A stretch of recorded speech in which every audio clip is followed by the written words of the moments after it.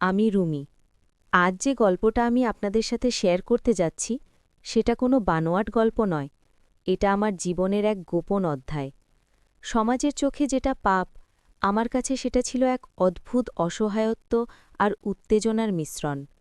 আমার এই গল্পটা শোনার আগে দয়া করে আমাদের চ্যানেলটি সাবস্ক্রাইব করে নিন এবং পাশের বেল আইকনটি টিপে দিন, যাতে আমার জীবনের এমন আরও গোপন কথা আপনারা সবার আগে শুনতে পান। চলুন শুরু করা যাক আমার আর আমার শ্বশুরের বাকি গল্পটুকু। আমার বয়স তখন মাত্র ২২, বিয়ে হয়েছে মাত্র ৬ মাস। আমার স্বামী রাহুল একটা প্রাইভেট কোম্পানিতে চাকরি করে। সে খুবই ব্যস্ত মানুষ, সকালে বেরিয়ে যায় আর রাত করে ফেরে। আমাদের বাড়িটা শহরের একটা শান্ত এলাকায়, যেখানে আমি, রাহুল, আমার শাশুড়ি আর শ্বশুর থাকি। শাশুড়ি অসুস্থ, তাই বেশিরভাগ সময় বিছানায় পড়ে থাকেন। আর আমার শ্বশুর মিস্টার রাজীব, তিনি রিটায়ার্ড অফিসার, বয়স ৫৫-র কাছাকাছি, কিন্তু দেখলে মনে হয় না। লম্বা চওড়া চেহারা, চোখে একটা গভীরতা যা মানুষকে আকর্ষণ করে। তিনি খুব কম কথা বলেন, কিন্তু যখন বলেন তাতে একটা রহস্যের ছোঁয়া থাকে। প্রথম দিন থেকেই আমি লক্ষ্য করেছি তার চোখে আমার প্রতি একটা অন্যরকম দৃষ্টি। সেটা কি দয়া, নাকি কিছু অন্য? আমি বুঝতে পারছিলাম না। বিয়ের পর প্রথম কয়েকদিন সবকিছু স্বাভাবিক ছিল। আমি রান্নাঘরে কাজ করতাম, শাশুড়ির সেবা করতাম আর রাহুলের সাথে সময় কাটাতাম। কিন্তু রাহুলের ব্যস্ততা বাড়তে থাকল। সে রাতে ফিরে এসে ক্লান্ত হয়ে ঘুমিয়ে পড়ত। আমার মনে একটা শূন্যতা তৈরি হল। আমি একা হয়ে যেতাম। একদিন সকালে আমি বাড়ির ছাদে কাপড় শুকাতে গিয়েছিলাম। বাইরে হালকা বৃষ্টি পড়ছে, কিন্তু ছাদটা ছাউনি দিয়ে ঢাকা। হঠাৎ পেছন থেকে একটা কণ্ঠস্বর শুনলাম, রুমি, সাবধানে, ফ্লোরটা ভেজা। আমি ঘুরে দেখি শ্বশুর দাঁড়িয়ে আছেন, তার হাতে একটা চায়ের কাপ। আমি তোমার জন্য চা নিয়ে এসছি, তিনি বললেন। আমি অবাক হয়ে গেলাম। সাধারণত তিনি এসব করেন না। আমি চা নিয়ে ধন্যবাদ দিলাম, কিন্তু যখন চা খেতে খেতে কথা বলছিলাম, তার চোখ আমার দিকে তাকিয়েছিল একটা অদ্ভুতভাবে। সেই চাহিনিতে কি ছিল? একটা গোপন আহ্বান? আমি মনে মনে ভাবলাম, হয়তো আমার ভুল। কিন্তু সেই দিন থেকে কিছু একটা শুরু হয়ে গেল। রাতে যখন সবাই ঘুমিয়ে পড়ে, আমি লক্ষ্য করতাম যে শ্বশুরের ঘরের আলো জ্বলে। তিনি কি জেগে থাকেন? এক রাতে রাহুল অফিসের কাজে বাইরে গিয়েছিল। বাড়িতে শুধু আমি, শাশুড়ি আর তিনি। শাশুড়ি ঘুমিয়ে পড়েছেন। আমি রান্নাঘরে পানি খেতে গিয়েছিলাম। হঠাৎ দেখি শ্বশুর সেখানে দাঁড়িয়ে আছেন। রাত জাগা হয়েছে? তিনি জিজ্ঞাসা করলেন। আমি বললাম, হ্যাঁ, ঘুম আসছে না। তিনি হাসলেন, একটা রহস্যময় হাসি। জীবনে কখনো কখনো ঘুম না আসার কারণ থাকে, যা আমরা বুঝতে চাই না, তিনি বললেন। সেই কথাই কি একটা ইঙ্গিত ছিল? আমার হৃদয় দুরু দুরু করে উঠল। আমি চলে এলাম, কিন্তু মনে একটা অস্বস্তি রয়ে গেল। সেই রাতে আমি ভাবলাম, তার সাথে কথা বললে কেন এমন লাগে? কেন মনে হয় যেন কিছু একটা লুকিয়ে আছে? দিনগুলো কাটতে থাকল। আমি লক্ষ্য করলাম শ্বশুর আমার প্রতি আরও যত্নশীল হয়ে উঠলেন। একদিন বাজার থেকে ফিরে এসে আমার জন্য একটা সুন্দর শাড়ি কিনে আনলেন। তোমার জন্য, পরে দেখো কেমন লাগে, তিনি বললেন। আমি অবাক, রাহুল তো কখনো এমন করে না। আমি শাড়িটা পরে দেখালাম। তার চোখে একটা চকচকে ভাব। অসাধারণ লাগছে, তিনি বললেন। কিন্তু সেই কথায় কি আরও কিছু ছিল? আমি অনুভব করলাম আমার শরীরে একটা শিহরণ। কেন? এটা কি সেই অসহায়ত্ব, নাকি উত্তেজনা? একটা রহস্য আরও গভীর হল যখন আমি তার ঘরে ঢুকলাম। তিনি বাইরে গিয়েছিলেন। আমি ধুলো ঝাড়তে গিয়েছিলাম। ড্রয়ারে একটা পুরনো ছবি পেলাম। সেটা একটা যুবতী মেয়ের, যার চেহারা আমার মতো। পেছনে লেখা, আমার গোপন ভালোবাসা, ১৯৯৫। কে এই মেয়ে? তার জীবনে কি কোনো অতীত আছে যা লুকিয়ে রাখা? আমি ছবিটা রেখে দিলাম, কিন্তু মনে প্রশ্ন জমতে থাকল। সেই দিন রাতে তিনি আমাকে ডেকে বললেন, রুমি, তোমার সাথে কথা বলতে ইচ্ছে করে। আমরা বসলাম বারান্দায়। তিনি বলতে শুরু করলেন তার জীবনের কথা। শাশুড়ির সাথে বিয়ে হয়েছে বাধ্য হয়ে, কিন্তু তার মনে ছিল অন্য কেউ। সেই ভালোবাসা কখনো পূর্ণ হয়নি, তিনি বললেন। কেন? তিনি হাসলেন, কারণ সমাজ তা মেনে নিত না। সেই কথাই কি আমার প্রতি ইঙ্গিত? আমার মন দুর্বল হয়ে উঠল। কয়েকদিন পর একটা ঝড়ের রাত, বিদ্যুৎ চলে গেল। বাড়িতে অন্ধকার। রাহুল আবার বাইরে। আমি ভয় পেয়ে গেলাম। হঠাৎ দরজায় টকা। শ্বশুর। ভয় পেও না, আমি আছি। তিনি মোমবাতি জ্বালিয়ে ঢুকলেন। আমরা কথা বলতে লাগলাম। সেই সময় তার হাত আমার হাতে ছুঁয়ে গেল। অসাবধানে নাকি ইচ্ছে করে? আমার শরীরে একটা কাঁপুনি।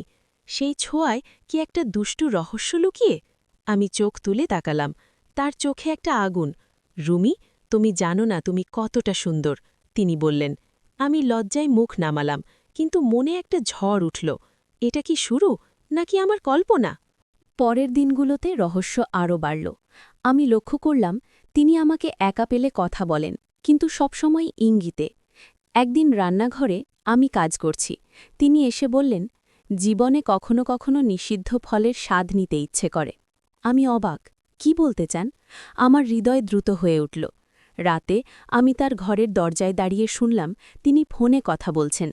হ্যাঁ, সে আমার মতোই, আমি নিয়ন্ত্রণ করতে পারছি না। কার সাথে? কোনো বন্ধু, নাকি অতীতের কেউ? আমি চলে এলাম, কিন্তু মনে সন্দেহ জমল। একটা দুপুরে শাশুড়ি ডাক্তারের কাছে গেলেন। বাড়িতে শুধু আমরা দুজন। তিনি আমাকে ডেকে বললেন, রুমি, তোমার সাথে একটা গোপন কথা বলতে চাই। আমরা বসলাম। তিনি বলতে শুরু করলেন, আমার জীবনে একটা ভুল হয়েছে। আমি একটা মেয়েকে ভালোবেসেছিলাম, যে আমার কাছের মানুষের স্ত্রী ছিল। সেটা পাপ, কিন্তু আমি থামাতে পারিনি। আমি শিউরে উঠলাম। এটা কি আমার প্রতি ইঙ্গিত? তার চোখ আমার দিকে তাকিয়ে, যেন বলছে, তুমিও সেই মতো। আমি বললাম, বাবা, এটা ভুল। কিন্তু আমার কণ্ঠ কাঁপছে। তিনি হাত রাখলেন আমার কাঁধে। সেই ছোঁয়ায় একটা উত্তাপ। জানি, কিন্তু হৃদয় মানে না, তিনি বললেন। আমি উঠে চলে এলাম, কিন্তু মনে একটা দ্বন্দ্ব শুরু হয়ে গেল। রহস্য আরও গাঢ় হল যখন আমি তার ডায়েরি পেলাম। লুকিয়ে পড়লাম। সেখানে লেখা, রুমি এসেছে যেন আমার অতীত ফিরে এসেছে। আমি লড়াই করছি, কিন্তু তার চোখে সেই আকর্ষণ দেখি। কি করব? আমি ভয় পেলাম। এটা সত্যি, নাকি আমার মনের খেলা? সেই রাতে রাহুল ফিরল না। আমি একা। হঠাৎ দরজায় টোকা। তিনি। ঘুম আসছে না? আমরা কথা বললাম। সেই কথায় ইঙ্গিতে দুষ্টুমি। জীবনে কখনো অন্ধকারে হারিয়ে যাওয়া মজা, তিনি বললেন। আমার শরীর গরম হয়ে উঠল। কেন? এটা কি সেই উত্তেজনা? দিনগুলোতে রহস্য জমতে থাকল। আমি লক্ষ্য করলাম তিনি আমাকে উপহার দেন, কিন্তু সব লুকিয়ে। একটা নেকলেস যা আমার গলায় পরিয়ে দিলেন। সেই সময় তার আঙুল আমার গলায় ছুঁয়ে গেল। অসহায়ত্ব, নাকি ইচ্ছে? আমি বুঝতে পারছিলাম না। একদিন বাগানে আমরা একা। তিনি বললেন, তুমি আমাকে বদলে দিচ্ছ। আমি জিজ্ঞাসা করলাম, কিভাবে? তিনি হাসলেন, যেভাবে একটা নিষিদ্ধ ভালোবাসা বদলায়। সেই কথায় রহস্য। কি লুকিয়ে আছে? আমি রুমি। আগের অধ্যায়ে আমি আপনাদের বলেছিলাম কিভাবে আমার জীবনে একটা গোপন ঝড় উঠেছিল। সেই ঝড় এখনও থামেনি, বরং আরও গভীর, আরও ভয়ঙ্কর হয়ে উঠেছে। যে রহস্যের ছায়া আমাকে ঘিরে ধরেছিল সেটা আজ পুরোপুরি প্রকাশ পেয়েছে। কিন্তু তার দাম কি দিতে হয়েছে সেটাই আজ বলবো। এই গল্প শোনার পর হয়তো আপনারা আমাকে বিচার করবেন, কিন্তু আমি শুধু সত্যি বলছি, যা আমার হৃদয়ে চিরকালের জন্য দাগ কেটে গেছে। সেই ঝড়ের রাতের পর থেকে সব কিছু বদলে গেল।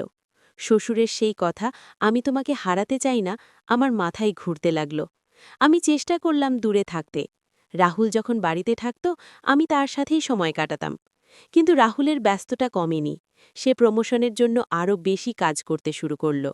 রাতে ফিরে এসে সোজা ঘুম। আমার সেই শূন্যতা আরও বড় হয়ে উঠল। আর সেই শূন্যতায় ঢুকে পড়লেন তিনি, আমার শ্বশুর রাজীববাবু। একদিন সকালে শাশুড়ি হাসপাতালে ভর্তি হলেন। তার অসুখ বেড়ে গিয়েছিল।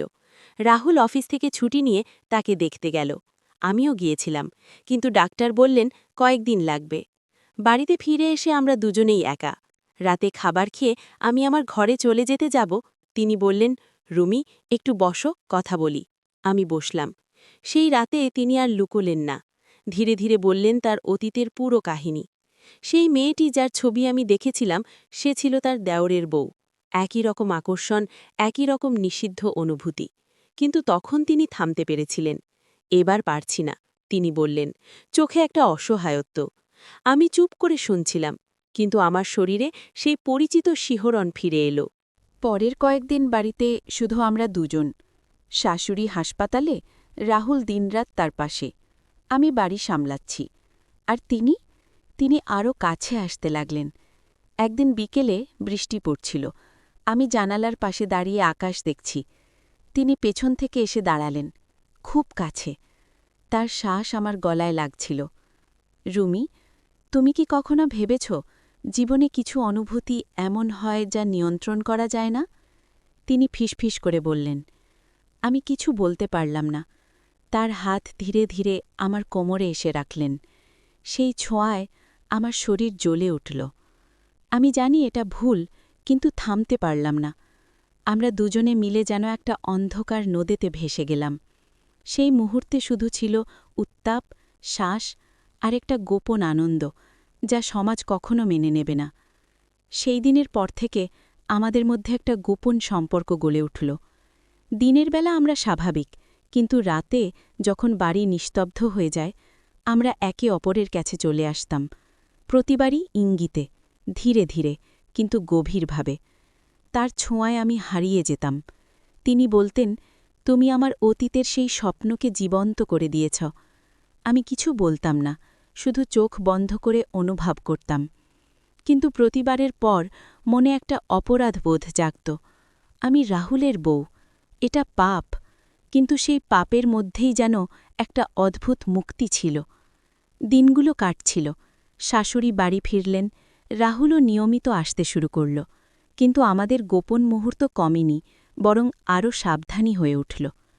একদিন বাগানে শাশুড়ি ঘুমিয়ে, রাহুল অফিসে, আমরা আবার কাছে এলাম। সেই মুহূর্তে তিনি আমার কানে ফিসফিস করলেন, আমি তোমাকে ছাড়া বাঁচতে পারব না। আমার চোখে জল এলো। আমিও জানি, আমি আটকে গেছি। কিন্তু রহস্যের শেষ এখানে নয়। একদিন রাতে আমি তার ঘরে গিয়েছিলাম। আমাদের সেই গোপন মিলনের পর তিনি ঘুমিয়ে পড়েছিলেন। আমি উঠে জামা ঠিক করছি। হঠাৎ তার ফোন বেজে উঠল। স্ক্রিনে নাম পুরনো বন্ধু। আমি রিসিভ করিনি, কিন্তু পরে দেখলাম মেসেজ, তুই আবার সেই ভুল করছিস, সাবধান, এবার ধরা পড়লে সব শেষ। কে এই বন্ধু? তিনি কি জানেন আমাদের কথা? আমার শরীর শিউরে উঠল। পরদিন আমি তাকে জিজ্ঞাসা করলাম। তিনি হাসলেন, চিন্তা করো না, ও শুধু অতীতের কথা বলে। কিন্তু আমার মনে সন্দেহ রয়ে গেল। সেই সন্দেহ সত্যি হল যখন একদিন রাহুল আগে বাড়ি ফিরল। আমি তার ঘর থেকে বেরোচ্ছি, চুল এলোমেলো, শাড়ি ঠিক করতে করতে। রাহুল দেখে ফেলল, তার চোখে অবিশ্বাস। এটা কি রুমি? সে চিৎকার করল। শ্বশুর ঘর থেকে বেরিয়ে এলেন। রাহুল বুঝে গেল সব। সেই রাতে বাড়িতে ঝড় উঠল। রাহুল আমাকে আর তাকে অপমান করল। শাশুড়ি জেগে উঠে সব শুনলেন। তিনি অজ্ঞান হয়ে গেলেন। পরদিন সব শেষ হয়ে গেল। রাহুল আমাকে বলল, তোমাকে ছেড়ে দেব, কিন্তু এই বাড়িতে আর থাকতে পারবে না। শ্বশুর চুপ করেছিলেন, তার চোখে শুধু দুঃখ। আমি কাঁদছিলাম। আমি জানি এটা আমারও ভুল, কিন্তু সেই অনুভূতি থামানো যায়নি। আমি ব্যাগ গুছিয়ে বাড়ি ছেড়ে চলে এলাম।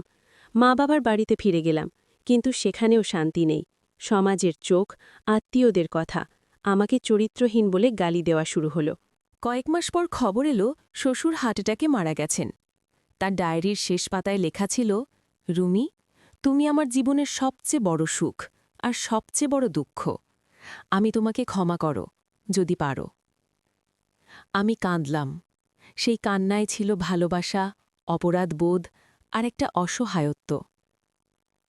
আজ অনেক বছর পর আমি একা থাকি। রাহুল অন্য কাউকে বিয়ে করেছে। আমি কাউকে বিশ্বাস করতে পারি না। কিন্তু মাঝে মাঝে রাতে সেই স্মৃতি ফিরে আসে। সেই ছোঁয়া, সেই শ্বাস, সেই গোপন উত্তেজনা।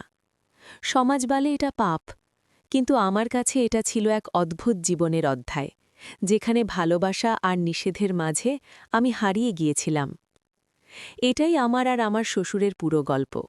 হয়তো আপনারা আমাকে ঘৃণা করবেন, কিন্তু আমি শুধু সত্যি বললাম। জীবনে কিছু অনুভূতি এমন হয় যা বোঝানো যায় না, শুধু অনুভব করা যায়।